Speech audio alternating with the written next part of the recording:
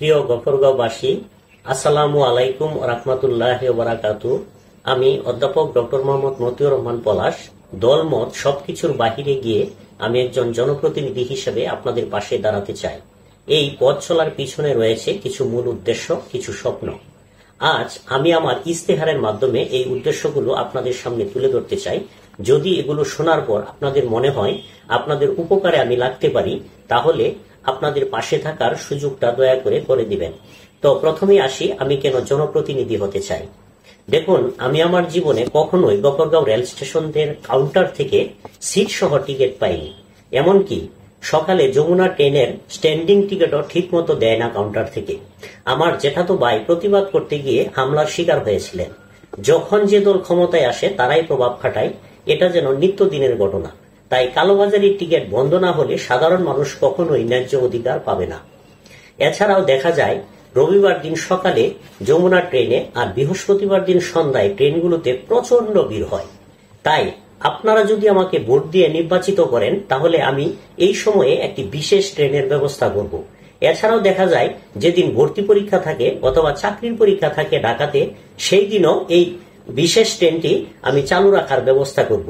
আমি নিজে মাঝে মাঝে ট্রেনে যাতায়াত করি, ভালো দামি গাড়ি দিয়ে আমি যাতায়াত করি না। তাই এই সমস্যার সমাধান করাই আমার অন্যতম লক্ষ্য। এছাড়াও দেখা গেছে যে গফরগাঁও বাজারের রাস্তা উঁচু করে দোকানদার ও আশেপাশের বাসিন্দাদের ভোগান্তি সৃষ্টি করা হয়েছে।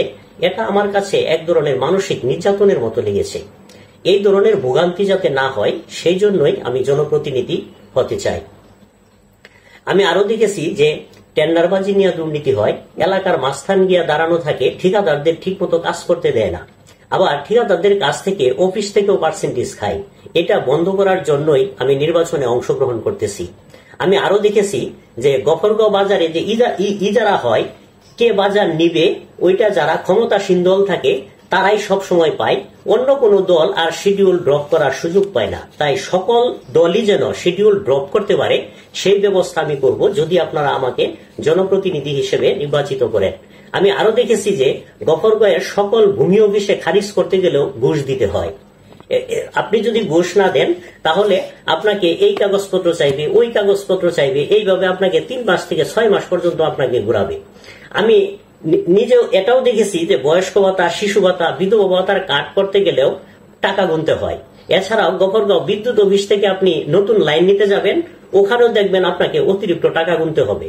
যেমন আমি আমার নিজের অভিজ্ঞতা থেকে বলতেছি, আমি যখন পাসপোর্ট করতে গেলাম তখন পাসপোর্ট অফিসে টাকা না দিলে অযথা এই কাগজ চাইতে থাকে, ওই কাগজ চাইতে থাকে, এইভাবে জনগণকে হয়রানি করে। তাই আমি নিজে এর ভুক্তভোগী, এই জন্যই আমি জনপ্রতিনিধি হতে চাই। এছাড়া আমি দেখেছি যে আমার বাবার পেনশনের সময় শেষের যে 12 মাসের বেতন, এইটাও পুরোপুরি পরিশোধ করা হয়নি। এইটার জন্য আমি নির্বাচনে অংশগ্রহণ করতে চাই। যখন আমি বিদেশ গেলাম তখন বিদেশের কাগজপত্র যখন আইন মন্ত্রণালয়ে সত্যায়ন করতে পাঠালেও 3 মাস পার হয়ে যায়, এরপরেও দেখি এই সত্যায়ন আর শেষ হয় না। তাই আমি চিন্তা করলাম যে আইন মন্ত্রণালয়ের বিরুদ্ধে আমি মামলা করব, কিন্তু দেখা গেল যে কোনো আইনজীবী এই মামলা নিতে রাজি হয়নি। এটাও এক ধরনের ভোগান্তি। তাই জনগণের যাতে ভোগান্তি না হয়, সেই জন্যই আমি নির্বাচনে অংশগ্রহণ করতে চাই। শুধু কি তাই, আমি যখন নিজের বিয়ের সনদ তুলতে গেলাম তখন কাজী সাহেব আমার কাছ থেকে 1500 টাকা বাংলার জন্য এবং ইংলিশের জন্য 6000 টাকা ঘুষ দাবি করেছেন। প্রমাণ এখনো আমার কাছে রয়েছে। আপনি প্রতিবাদ করতে যাবেন, গিয়ে দেখবেন ওখানে দলীয় লোকজন দাঁড়ানো। তাই এই ব্যবস্থার পরিবর্তনের জন্যই আমি নির্বাচনে অংশগ্রহণ করতেছি। এছাড়া আমি দেখেছি যে আমার ছোট বোন সারা রাত গরু নিয়ে বসে থেকেছে এই 5ই আগস্টের পর থেকে।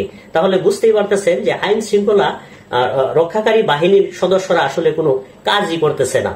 তাই আইন শৃঙ্খলা রক্ষাকারী বাহিনী যাতে যথাযথভাবে কাজ করে, সেই জন্যই আমি নির্বাচনে অংশগ্রহণ করতে চাই।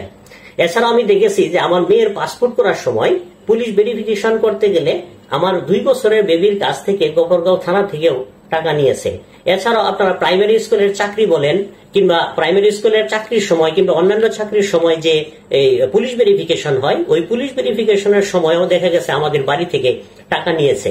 এছাড়াও প্রাইমারি স্কুলে যত বদলি কিংবা অন্যান্য যত চাকরির বদলি আছে, সেগুলোর ক্ষেত্রেও প্রচুর টাকা দিতে হয়। তাই এগুলি আমি বন্ধ করতে চাই, সেই জন্যই আমি নির্বাচনে অংশগ্রহণ করতে চাই। এছাড়াও দেখা গেছে যে আমি আমার মাকে নিয়ে হসপিটালে ছিলাম 3 মাস। তখন আমি দেখেছি যে সরকারি হাসপাতালের অব্যবস্থাপনা, দুর্নীতি আমি নিজের চোখে দেখেছি। তাই আমি পরিবর্তনের জন্যই নির্বাচনে অংশগ্রহণ করতে চাই। একদিন আমি মরহুম সুবেল চেয়ারম্যানের কাছে গিয়েছিলাম জন্ম নিবন্ধনের বাংলা ও ইংরেজি সার্টিফিকেট আনতে। কোথায়, উনি তো 1 টাকাও নেয়নি। কিছুদিন আগে আমার মেয়ের জন্ম নিবন্ধনের জন্য 200 টাকা নিয়েছে। তাই এইসব অন্যায় অত্যাচার বন্ধ করার জন্যই আমি নির্বাচনে অংশগ্রহণ করতে চাই।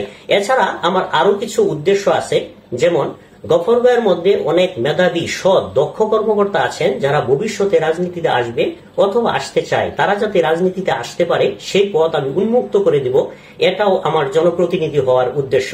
একদিন একজন আমাকে প্রশ্ন করে বলেন, ভাই ভালো মানুষ তো নির্বাচনে আসে না, তাহলে আপনি কেন নির্বাচনে আসতেছেন? তখন আমি বললাম যে গফরগাঁওয়ের বিশিষ্ট আওয়ামী লীগ নেতা জনাব আলাল আহমেদ কিংবা গফরগাঁওয়ের বিশিষ্ট বিএনপি নেতা জনাব মুশফিকুর রহমান সাহেব কি খারাপ মানুষ? তখন উনি আমাকে বলতেছেন যে না, ওনারা তো খারাপ মানুষ নয়। তখন আমি বললাম, তাহলে ভালো মানুষ রাজনীতিতে আসলে আপনাদের সমস্যাটা কোথায়? এরপর একজন আমাকে প্রশ্ন করতেছে, আরেকটি প্রশ্ন করলো আর কি, বলতেছে যে ভাই আপনি তো গবেষণা করেই মানব সেবা করতেছেন, তাহলে আপনি কেন নির্বাচনে আসবেন? তখন আমি বললাম, ভাই মানব সেবার সবচেয়ে বড় পথ হলো জনগণের অধিকার রক্ষা করা ও দুর্নীতি বন্ধ করা। আবার আরেকজন প্রশ্ন করতেছেন যে ভাই এখানে তো অনেক পার্টি, অনেক বড় বড় ক্যান্ডিডেট আছেন যারা হাজার হাজার কোটি টাকা খরচ করে ভোট কিনে ফেলবে, তখন আপনি কি করবেন? তখন আমি বললাম, ভাই আমি তো ভালো মানুষদের কাছেই ভোট চাইতেছি, যাদেরকে টাকা দিয়ে কখনোই কিনা যাবে না। আরেকজন প্রশ্ন করতেছেন যে ভাই আপনি যে দুর্নীতি করবেন না, এটার গ্যারান্টিটা কে দিবে? তখন আমি বললাম যে আমার আশেপাশে যারা থাকে কিংবা আমার যারা বন্ধু বান্ধব আছে, আপনারা তাদের কাছে জিজ্ঞাসা করবেন আমি কেমন মানুষ। যদি ভালো মনে হয় তখন আমাকে জনপ্রতিনিধি হিসেবে নির্বাচিত করবেন। আবার দেখা যায় যে অনেক দলই ক্ষমতায় আসে, আবার ক্ষমতায় আসার আগে বলে যে আমরা জনগণের ভাগ্যের পরিবর্তন করব, এই উন্নয়ন করব, সেই উন্নয়ন করব। আসলে বাস্তবিক পক্ষে তারা আসলে কোনো উন্নয়নই করে না। তাই জনগণের ভাগ্যের পরিবর্তনের জন্যই আমি নির্বাচনে অংশগ্রহণ করতেছি। এছাড়াও আমি সকল ধর্মের মানুষ যেন তাদের নিজস্ব ধর্ম স্বাধীনভাবে পালন করতে পারে সেই ব্যবস্থা আমি করব, যদি আপনারা আমাকে জনপ্রতিনিধি হিসেবে নির্বাচিত করেন। আমি কোনো রাজনৈতিক দলের মনোনয়ন থেকে নির্বাচন করতে রাজি নই, কারণ যদি কোনো রাজনৈতিক দলের সহায়তায় আমি নির্বাচিত হই তাহলে পরবর্তীতে তারা আমার সামনে নানা ধরনের চাঁদাবাজি ও অনৈতিক কাজ করবে, অথচ আমি কিছুই বলতে পারবো না, কারণ তারা তো আমার নির্বাচনের সময় হেল্প করেছে। আমার প্রধান উদ্দেশ্য হলো এই যে বালুরঘাট, বাজারঘাট নিয়ে যেন আর কোনো প্রকার দুর্নীতি, তর্ক বিতর্ক না হয়। কোন দল থেকে নির্বাচনে এলে দলের হাইকমান্ডের ভুল বা খারাপ কাজের বিরুদ্ধে প্রতিবাদ করা আমার দ্বারা সম্ভব নয়, কারণ সংবিধানের 70 নম্বরে এই উপদেশটি দেওয়া আছে। তাই যতদিন পর্যন্ত সংবিধানের 70 নম্বর পরিবর্তন না হবে ততদিন পর্যন্ত আমি কোনো দলের সাথে যোগ দিব না। তাই প্রিয় গফরগাঁওবাসী, আপনারা যদি মনে করেন আমার কথাগুলো সত্য এবং আমার উদ্দেশ্য আন্তরিক, তবে আমাকে দয়া করে সমর্থন করুন। আর যদি অন্য কেউ এই অনিয়ম দূর করার প্রতিশ্রুতি দেয় তাকেও সমর্থন করতে পারেন, তাতেও আমার কোনো দুঃখ থাকবে না, কারণ আমার লক্ষ্য একটাই, গফরগাঁওয়ের মানুষের অধিকার এবং সম্মান রক্ষা করা। আপনারা হয়তো বা ভাবতেছেন এই কাজগুলো বাস্তবায়ন করা কঠিন, কিন্তু আমি আপনাদের আশ্বস্ত করতে চাই, যদি গফরগাঁওয়ের মানুষ আমাকে নির্বাচিত করেন এবং আমি যদি দুর্নীতি বন্ধ করতে ব্যর্থ হই, তবে আমি নিজ উদ্যোগে এই পদত্যাগ করব। সেই সময় নতুন স্টেডিয়ামে গফরগাঁওয়ের সকল মানুষকে একত্রিত করে জানিয়ে দেব কোন কারণে, কোন কোন দুর্নীতিবাজের কারণে আমি প্রতিশ্রুতি কাজগুলো বাস্তবায়ন করতে পারিনি। তারপর আপনাদের কাছ থেকে বিদায় নেব। আমার এই অঙ্গীকার যদি আপনাদের ভালো লাগে তবে আমাকে দয়া করে সমর্থন করুন। আর যদি অন্য কেউ একইভাবে দুর্নীতি বন্ধের প্রতিশ্রুতি দেয় তাকেও আপনারা ভোট দিয়ে নির্বাচিত করতে পারেন, তাতেও আমার কোনো দুঃখ কিংবা কষ্ট থাকবে না। মনে রাখবেন যে আমি যদি দুর্নীতি বন্ধ করতে পারি তাহলে আর কেউ রাজনীতিতে আসার চেষ্টাও করবে না। এছাড়াও যদি আপনাদের কাছে দুর্নীতির আরো কোনো তথ্য থাকে, আমার কাছে কোনো প্রশ্ন থাকে, দয়া করে নিচে মন্তব্য করে জানান। আর আমার এই বার্তাটি দয়া করে গফরগাঁওয়ের প্রতিটি মানুষের কাছে পৌঁছে দিন। আমার এই ভিডিওটি ফেসবুক মেসেঞ্জারে শেয়ার করে গফরগাঁওবাসীকে সিন্ডিকেটের কবল থেকে দয়া করে মুক্ত করুন। আন্তরিক শুভেচ্ছা ও ভালোবাসা রইল গফরগাঁওবাসীর প্রতি। অনেক ধন্যবাদ।